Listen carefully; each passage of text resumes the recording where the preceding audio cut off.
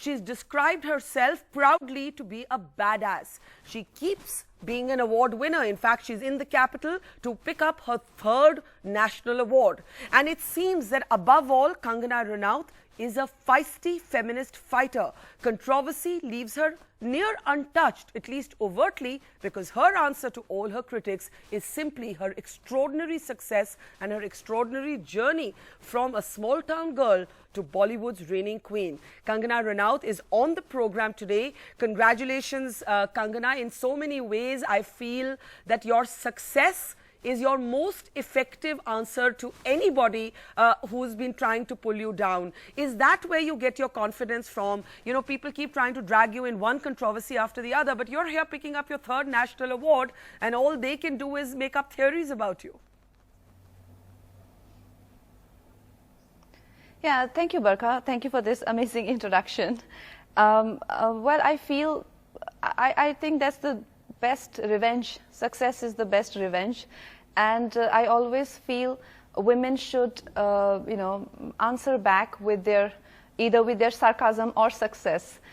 That really kills, and I feel extremely happy today that, you know, in the middle of all of this, I could actually see some silver lining there, and yeah, so it's very gratifying. Kangana, we've spoken earlier about how extraordinary your personal journey has been. You're somebody who came without any benefactors, any godfathers, any sugar daddies. The first mentor that you had in the industry actually was physically abusive with you. And I still remember what you told me a few months ago. You said that as you lay there on the floor bleeding, you knew that you would either die or kill the man who was old enough to be your father. But you said you discovered the fighter in you. Would you say that your most definitive characteristic is that Kangana Ranaut is a fighter? She's first a fighter and then she's an actor. I think that is the spirit I think we all have in us. But in me, I really, you know, I make sure that that is the dominant spirit in me. And I don't deliberately, you know, try and fight or offend people, but somehow I just ended up being this serial offender.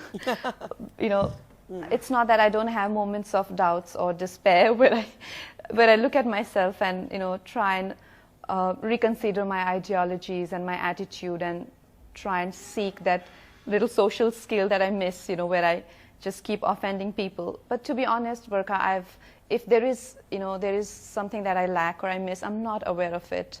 I'm very happy with myself. I think there are two kinds of people, a people pleaser or self pleaser. I definitely fall into that category of self pleasers. I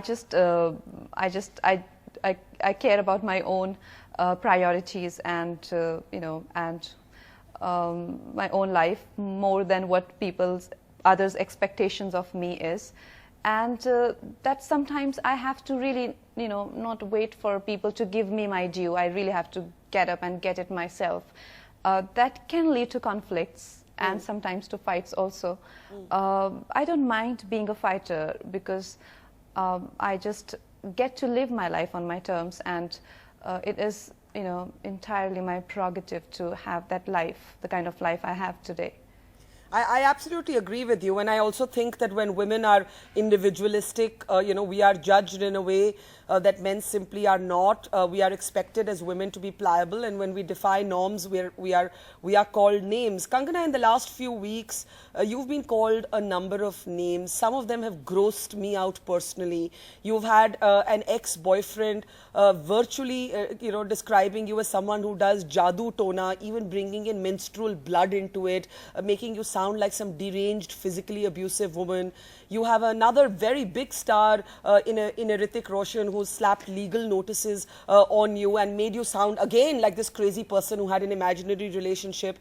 You know, how awfully difficult and hurtful has this period been for you? First, I want to understand that, and then I want to ask you how you deal with all these bizarre things that are, you know, this name calling that you've been subjected to. See, Barkha, the thing is, I wouldn't want to subject people to my personal opinion of my personal equations, which has been in the past, or which are a part of my past, rather my past, and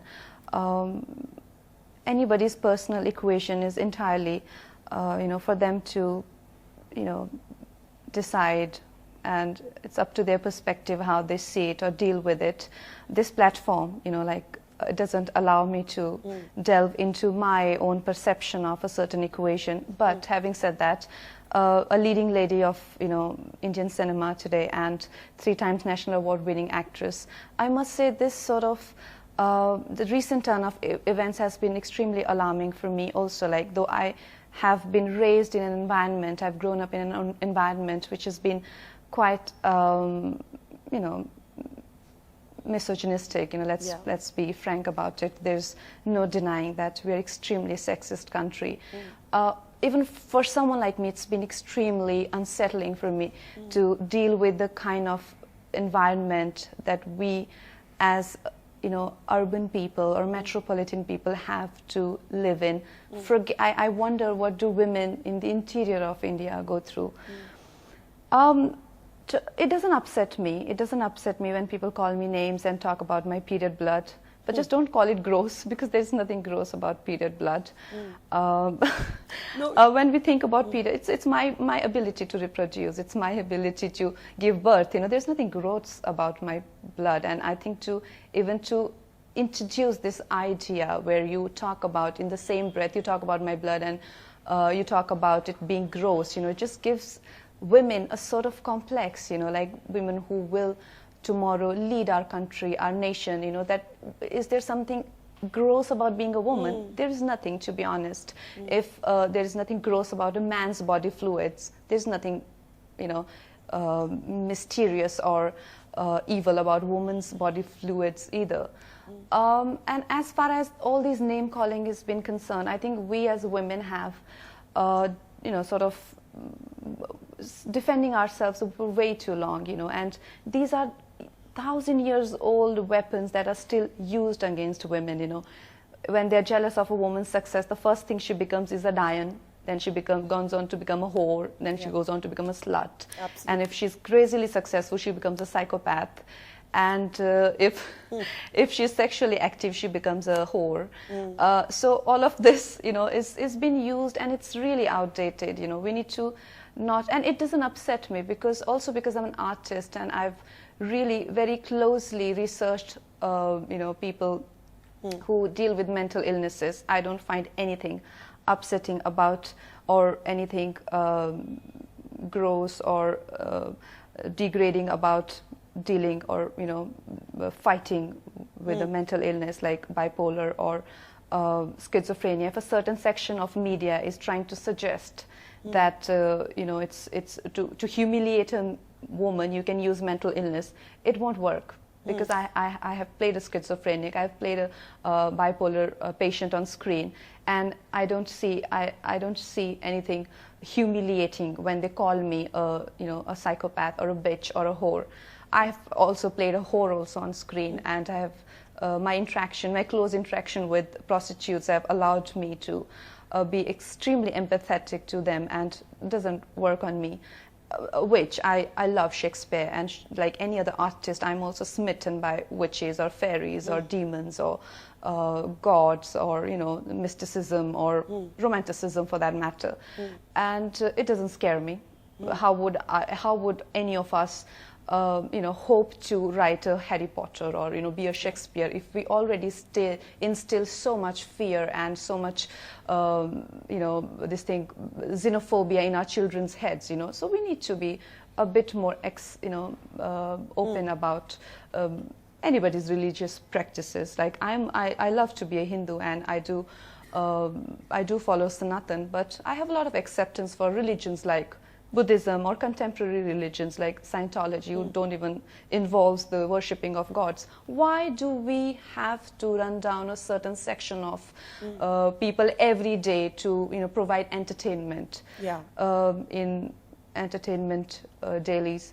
So we need to just accept all of this. We need to accept it and move on as a society. It doesn't work.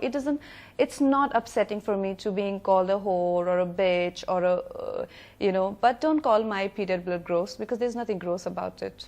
Now, in fact, when I said that it grossed me out, I of course did not mean that anyone's period is anything to be embarrassed about. I think, in fact, I've always said that, we should be able to say out loud that, if you're having a period, we're having a period. You don't need sanitary napkins that are called whisper. No, it's not you. No, I understood what you said. Yeah. But in that, I understood. But people suggested that, if it's not an appetizer or a drink to be mixed in your cocktails, first of all, it's not edible. Yeah. So that warning you can take from me. Yeah.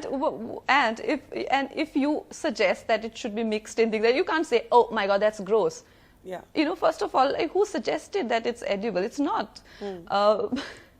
So that's what I meant. I didn't mean what I understood what you said. Yeah, I was just going to say that what is really gross is for men to create narratives like this, and for Twitter trends to say things like characterless Kangana. This is the way women are attacked. This is the way women are shamed. And you've said something so important. You've actually said that if you're, by presenting me as someone who's mentally ill, you're actually using genuine mental ailments as a tool of humiliation, and that will not work with Kangana Ranaut. That's actually what you're saying, that you can try and humiliate me, but whatever word you throw at me, I will wear it as a badge of honor. Isn't that what you're saying in a way?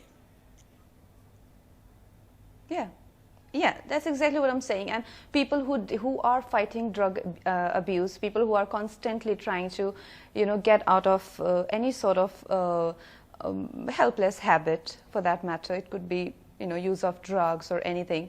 But as far as physical violence is concerned, apart from that one incident hitting a man with my stiletto, I've never, gone down to raise my hand on anyone, because I feel, like you mentioned in the beginning of your interview, when you can kill them with your sarcasm or success, why, why use your, hand? I would really encourage women to kill them with your success, and that is really fatal. Trust me. And that one time you picked up your stiletto to hit a man, you were actually hitting a man who was hitting you. So that's really not the same as painting Kangana as this physically abusive woman. Yes. You were protecting yourself. Defending. Yeah. I was protecting, and that day I realized that every time you go to hit a man, you will end up hurting yourself a lot more than you can hit him, because that's the way women are made. And I'm very proud of my fragile body. I am very proud of my soft hands and my sharp mind. So I want to use what is sharp, not what is soft. Now, Kangana, what's really sharp, of course, is your acting and your talent. And, I think you're absolutely right. Success is the sweetest revenge. That said, as you stand here in the capital of India to collect your 3rd national award, what is Kangana Ranaut feeling inside? Are you really as strong as you appear all the time? Are there moments when you lock your door and you have a little cry, or you want to throw something at the wall and all these horrible things that are being said about you, that your personal life, your emails are being put out in public? There have to be moments when even this steely woman I'm talking to you breaks a little bit. Yeah, of course. We all do, Barka. We all do. And I think that's the best thing about feminine, because if we are not sensitive, how do we expect to be sensitive to others' feelings if we ignore our own? There have been, in few days, there have been moments when I just randomly keep breaking down. And I really feel cornered, and I really feel targeted. But then there are cupcakes you can always fall back on. Now tell me something. You've come under a lot of pressure, I'm aware of this, by big people in the industry ki Kangana maafi mang lo yaar. Maafi mang lo, bol do ki galti ho gayi, say you misunderstood, say you were communicating with an imposter, and all will be forgiven. Kangana, you have refused to apologize. You have taken on a big industry family head on. How have you responded to these attempts by some big Bollywood names to mediate and get you to say sorry? Well, like I said, Varka, I can't really talk about my personal equations, because that would be really unfair to this platform and this situation. And I'm not entitled to give my views on something which will be decided in court. But speaking, like generally speaking, on my own introspection moments. There are, like I said, there are moments when I feel that, is there something that I can do to make things easier for me and for people around me? Is there a skill that I lack which really helps me to convey my own thoughts or emotions in a more, clearer manner? But honestly, if there is something that I lack, I'm not aware of it, and I cannot pretend to be sorry for things that I am not. And I cannot fake to be somebody, and I pretend to be somebody else. I'm not. I really don't know what to do in a situation like this. I wish I would have not offended so many people. That is never the idea. And I wish people were happy with me, and I would have had a better, I'm happy, but there are way too many emotions flying around, on this day, which was so hugely awaited and anticipated. But this is the way it is, and I wish I could have done, I don't know, but if I don't know how to be anybody other than who I am, and I am very happy with myself. Kangana, you've gone through so much. Your sister Rangoli has been the victim of an acid attack. You have seen physical abuse when you entered the industry. Then you've hit stardom. Now you're seeing your life being deconstructed like this. You have had to bring around conservative parents. You've taught yourself English. You've had days on the pavement when you started off without food, without knowing where to go. What's kept you going, and what would you say to other women? Because you're a role model, not just in the industry, but you're a role model, according to me, for women who are trying to live on their own terms.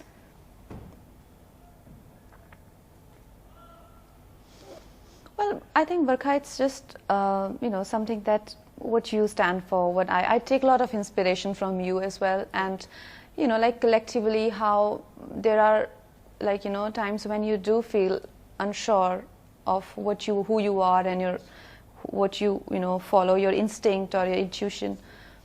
But even in this time, there are so many people who are writing open letters and blogs and maybe supporting me, not supporting me, but there are a lot of strong opinions that are coming from women, and I appreciate that. And you do feel beaten down. You do feel like, this is it, I can't drag myself any further.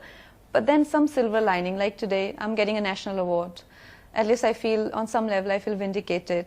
On a personal level, I feel extremely unsure of my choices in life, and I feel like I don't know, what do I do to offend people? I really don't understand. But I'll figure it out. I'll see. I'll emerge a better person, or maybe somebody who is not as offensive as I am. It just seems everybody is offended with me, except for, just some people. I don't know.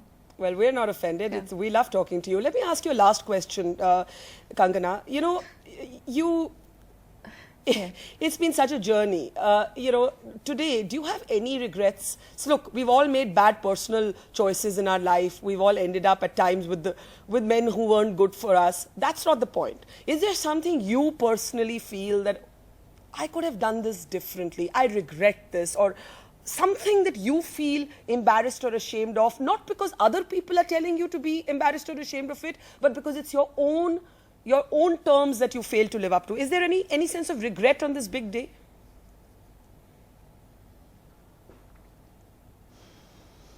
No, not really.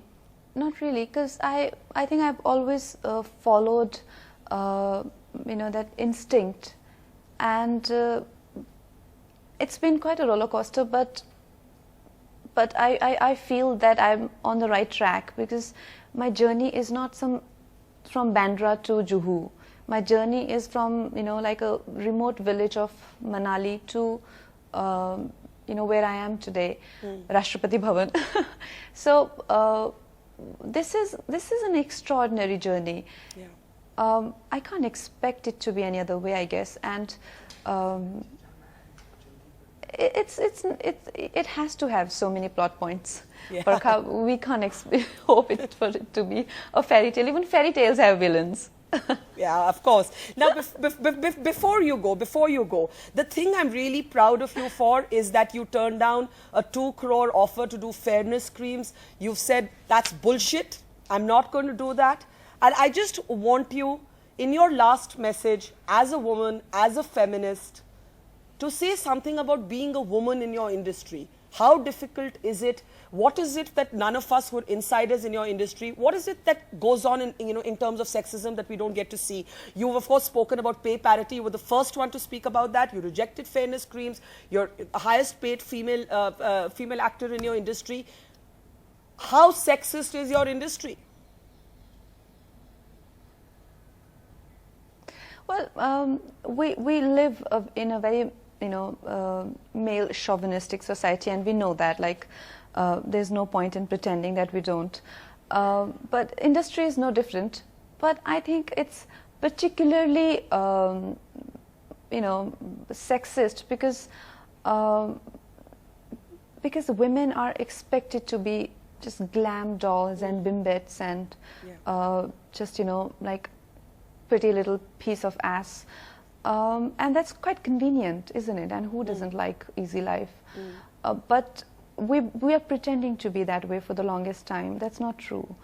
And I feel that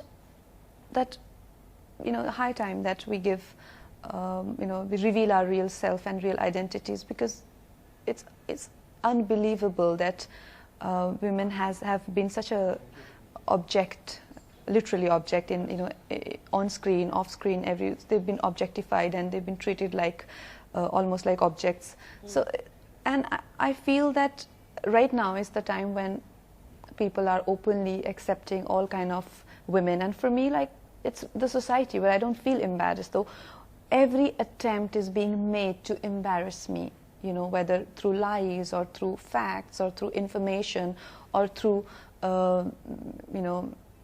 exposition, whatever, but every attempt is being made to embarrass me, and it is credit to society where I don't feel embarrassed. If I were, I would, not pretend not to be, but I'm not embarrassed, I'm not, as a woman, like I said, as an artist, I love witches, I love demons, I love to play characters who are dealing with some sort of difficult conditions, patients, not just mental patients, but even patients who have cancers or things like that. And a whore is another one of my favorite characters. So why judge people? Why to disassociate with a certain section of? And I love all religions. And if I were in medieval ages, for all I would have been a really head witch of some community. Who knows? Well, who knows? We don't know that. So why do we have to judge anybody? So we need to just make peace with this and move on, and let's see what is the next thing that they use on us. I'm curious about that, because this is really so old, so outdated. It doesn't work anymore. Seriously. I agree. Vamp, witches, whore, we can wear all of those labels in the way that we want to. I couldn't agree with you more. In fact, many people won't understand it, but we can end with saying, here's to witches then, right? We can raise a toast to witches, because we can embrace a word and make it what we want to, right? We can make any word into what we want it to be. Kangana Ranaut, yes, you keep living on your own terms. We love the fact that you live on your own terms. Congratulations again, and thank you so much for joining us on the program tonight. Thank you, Barkha. Thank you.